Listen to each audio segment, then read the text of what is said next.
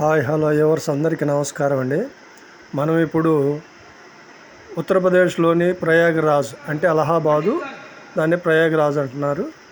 ప్రయాగరాజ్ గురించి తెలుసుకుందాము. ఈ ప్రయాగరాజ్లో మనం ఏమేమి చూడాలి, ఎక్కడ స్టే చేయాలి, కాశీ నుంచి ప్రయాగరాజు ఎంత దూరము, దాని వసతుల గురించి మనం ఇప్పుడు మన వీడియోలో క్షుణ్ణంగా తెలుసుకుందామండి. ముందుగా మనము కాశీ నుంచి ప్రైవేట్ ట్రావెల్స్ కానీ లేదా ఆర్టీసీ బస్సులో కానీ ప్రయాగరాజ్ మనం చేరుకోవచ్చు. కాశీ నుంచి 160 కిలోమీటర్ల దూరంలో మనకు ప్రయాగరాజ్ ఉంటుంది. కాశీ నుంచి మనం ఉదయం ఎర్లీ మార్నింగ్ కానీ బయలుదేరితే అంత 3-4 అవర్స్లో మనం ప్రయాగరాజ్ చేరుకుంటాము. ప్రయాగరాజ్ వీక్షించిన అనంతరం మనం తిరిగి నైట్కి కాశీ వెళ్ళి కాశీలో స్టే చేయొచ్చండి. కాశీ వచ్చి కాశీ నుంచి ఎక్కువగా ప్రయాగరాజు చూడటానికి వస్తూ ఉంటారు. ప్రయాగరాజులో మనము త్రివేణి సంగం, గంగా, యమున, సరస్వతి 3 నదులు కలిసే త్రివేణి సంగం ఉంటుంది. ఆ త్రివేణి సంగంలోనూ మనం స్నానాధికాలు అవి చేసి పిండ ప్రదానము, వేణి దానము, త్రివేణి స్నానము చేస్తూ ఉంటారండి. ప్రయాగరాజులో మనము శక్తిపీఠం 18 అష్టాదశ శక్తిపీఠాలలో అమ్మవారి కుడి చేయబడిన ప్రాంతము, అమ్మవారి కుడి చేయబడిన ప్రాంతాన్ని అలోపిమాత టెంపుల్ అంటారు. ఇది త్రివేణి సంగమం నుంచి 1.5 కిలోమీటర్ల దూరంలో ఉంటుంది.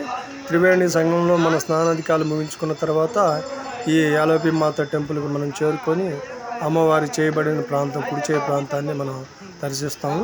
నా ఈ వీడియోలో మీకు అమ్మవారి శక్తిపీఠాన్ని కూడా నేను పొందుపరిచి ఉన్నాను, దాన్ని మీరు చూస్తారు.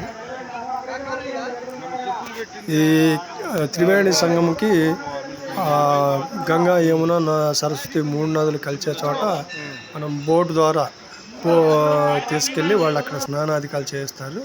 ఆడ బల్లకట్టు లాంటిది ఏర్పాటు చేసి దాంట్లో మనల్ని దించి స్నానం చేస్తారు. బోటు వాడు మనకి ఒక మనిషికి వచ్చేసి 200 ఛార్జ్ చేస్తూ ఉంటారు. అదే 10 మంది అయితే 2000, 5 మంది అయితే 1000 రూపాయలతో అక్కడికి తీసుకెళ్తూ ఉంటాడు. అక్కడే బ్రాహ్మణ్స్ ఉంటారు, వాళ్ళకి మనకి పిండ ప్రదానం అని వేణి పూజ అని, గంగా పూజ అని చేస్తూ ఉంటారు. వేణి పూజ అంటే భార్యాభర్తలు ఇద్దరు కలిసి చేసేదండి. అది జీవితంలో ఒకసారి చేస్తారు. అది త్రివేణి సంగమంలోనే చేస్తారు. ఈ త్రివేణి సంగమంలోనే మనకు కుంభమేళా జరుగుతూ ఉంటుంది 12 సంవత్సరాలకు ఒకసారి. ఈ కుంభమేళా జరిగేటప్పుడు మనకి కోట్లాదిగా ప్రజలు ఎక్కడికి వచ్చి త్రివేణి సంగమంలో స్నానాధికాలు ఆచరిస్తూ ఉంటారు.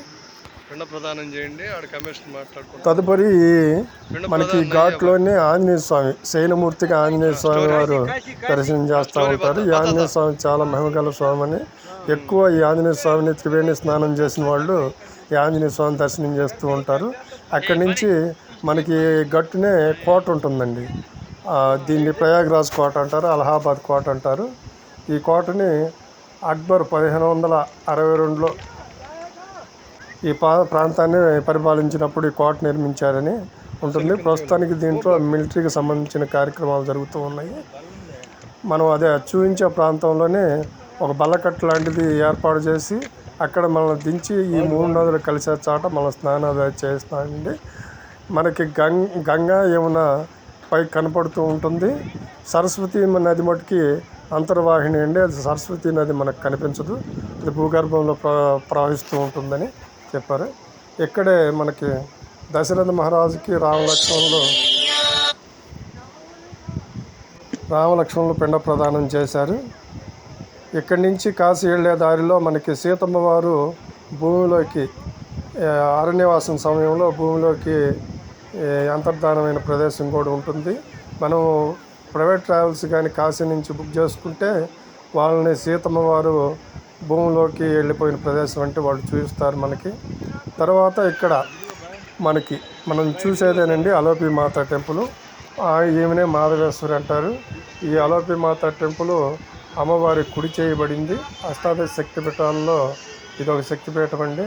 ఇక్కడి నుంచి మనకి 15 కిలోమీటర్ల దూరంలో లలితాదేవి శక్తిపీఠం ఉంది. ఆ లలితాదేవి శక్తిపీఠం కూడా శక్తిపీఠాల్లో 52 శక్తిపీఠాల్లో అది కూడా ఒక శక్తిపీఠం అండి. ఇక్కడ మనకి మన ఆంధ్రాలో, తమిళనాడులో టెంపుల్ లాగా హెవీ రష్ అయితే లేదు. కుంభమేళా సమయాల్లో బాగా రష్గా ఉంటుంది, విడి సమయాల్లో అంత రష్ అయితే లేదు. అక్కడ మనకు పూజ చేస్తారు. పూజ చేసి అమ్మవారి మీద వస్త్రాలు, అమ్మవారికి కప్పిన వస్త్రాలు మనకి ఇంతని మనీ ఛార్జ్ చేసి తీసుకుంటారు.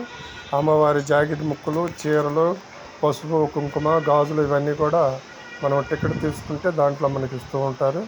500 అని 1000 రూపాయలని శారీని బట్టి మనకి వాళ్ళు ఛార్జ్ చేస్తూ ఉంటారు. పూజారులు కూడా చక్కగా అమ్మవారిని దగ్గర మనల్ని నిలబెట్టి పూజ చేస్తూ ఉంటారు. ఈ అమ్మవారు చాలా మహిమగల అమ్మవారు. ఎవరైతే కాశీ వస్తారో కాశీ నుంచి కానీ బస్సు లేదంటే ప్రైవేట్ బస్సులు ఉంటాయి, ఆర్టీసీ బస్సులు కూడా ఉంటాయి. ఆర్టీసీ బస్సులు అయితే మనకి 150, 200 ఛార్జ్ చేస్తారండి. వాళ్ళు మనకి త్రివేణి సంఘం దగ్గరలో దించమంటే దించుతారు. లేదు ప్రైవేట్ ట్రావెల్స్ కానీ మనం బుక్ చేసుకుంటే వాళ్ళు ఈ త్రివేణి సంఘము నది దగ్గరే మనకి దించుతారు. దించితే మనం ముందుగా ఆంజనేయ స్వామిని త్రివేణి సంఘంలో స్నానం చేసి అక్కడ ఉన్న ఆంజనేయ స్వామిని దర్శనం చేస్తాము. తర్వాత అలోపి మాతను దర్శనం చేసుకున్నాక మనం ప్రైవేట్గా ఆటో మాట్లాడుకొని ఆ వీడియోలో కనిపిస్తున్న టెంపుల్ ఏనండి లలితామాతాదేవి టెంపుల్. ఆ లలితామాతాదేవి టెంపుల్ కూడా మనం దర్శనం చేసుకుంటాం. Please subscribe my channel, please support my channel. మీరు ఎప్పుడు ఇట్లాగే నా వీడియోలు వీక్షిస్తూ నన్ను సపోర్ట్ చేయవలసిందిగా కోరుతున్నాను.